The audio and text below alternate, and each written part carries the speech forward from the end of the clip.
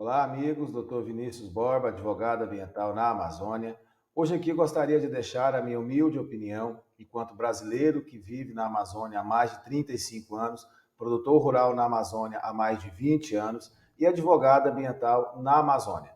Deixaremos aqui um passo a passo muito simples a respeito do que entendemos que é o caminho a ser seguido para alcançarmos o fim do desmatamento da Amazônia. Inicialmente, é importante ressaltar o que sempre falamos.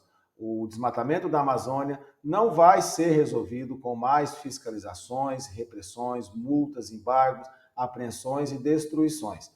Esse não é o caminho. Década após década, governo após governo, já se provou que isso é enxugar gelo, isso é a famosa política do voo de galinha. Então vamos enfrentar o problema com mais seriedade e objetivando efetivamente resolver. Mas afinal, qual é esse caminho? Nós entendemos que o primeiro passo que tem que ser dado cabe a nós, produtores rurais, e ele já vem sido dado. A exemplo do estado do Pará, que no ano de 2023 não possui nenhuma cidade dentre as 10 mais desmatadoras no Brasil.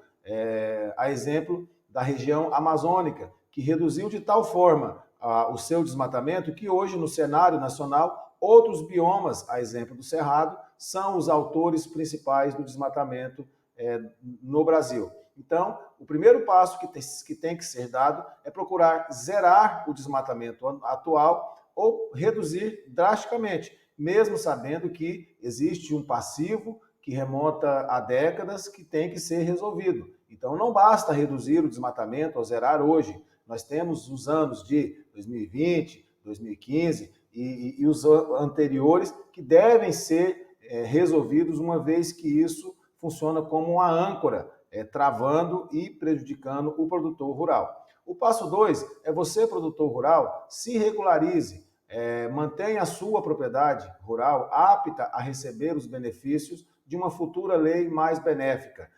Contrate um advogado, um técnico de licenciamento, promova as defesas, recursos, pedidos de conversão, desconto e parcelamento dos seus autos de infração, termos de embargo, termos de apreensão.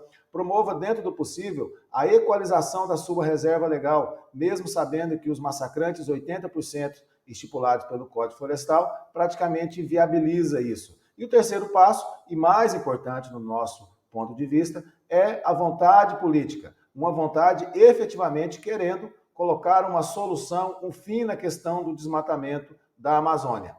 Entendemos que a balança hoje está desigual. O agronegócio, os povos amazônicos, os milhões de brasileiros que aqui vivem estão tendo menos importância e estão sendo vistos com menos importância do que o meio ambiente. Nós não queremos ser melhores do que o meio ambiente, mas apenas ter um tratamento igualitário e justo. O Código Florestal deve ser atualizado.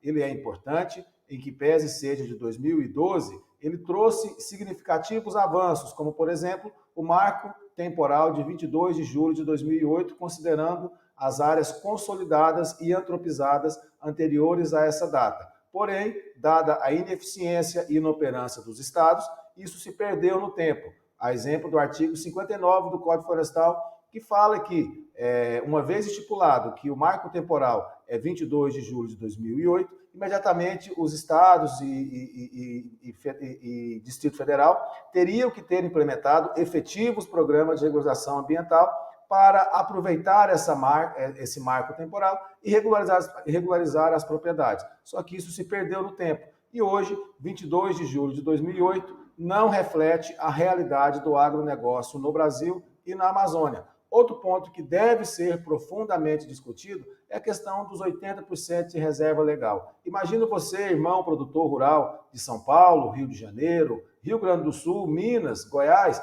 ter uma propriedade de 10 alqueires e poder ser dono de apenas 2 alqueires, poder utilizar para sustentar a sua família apenas 2 alqueires dessa propriedade. Os outros 8 alqueires teriam que ficar intocados. Você não poderia utilizar de forma alguma, seria reserva. O senhor conseguiria produzir? O senhor conseguiria viver com dignidade? Pois é o que nós sofremos aqui. Porém, o parágrafo 4º do artigo 12 trata que, uma vez a região possuindo mais de 50% de sua área preservada, esse percentual de 80% pode ser reduzida para 50%. E hoje sabemos que a Amazônia possui mais de 50% de sua área intocada, bem mais. Indicadores falam em até 20% apenas de área antropizada. Então, não é um crime ambiental resolver a questão do agronegócio. Finalizando, temos que trazer uma profunda discussão sobre a atualização do marco temporal de 22 de julho de 2008. Ele se tornou inviável.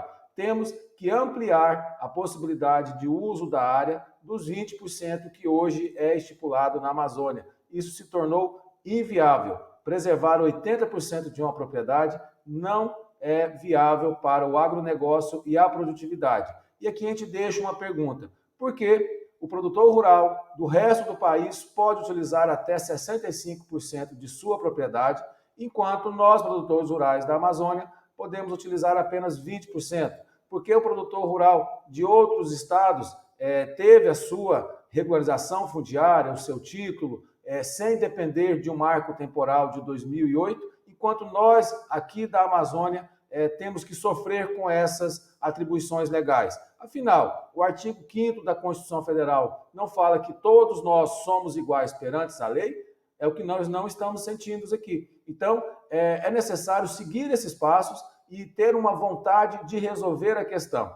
Somente assim, muito em breve, se Deus quiser, estaremos aqui comemorando o fim do desmatamento da Amazônia com respeito aos brasileiros que aqui vivem e ao agronegócio que é tão importante para a balança comercial do Brasil e a alimentação do mundo.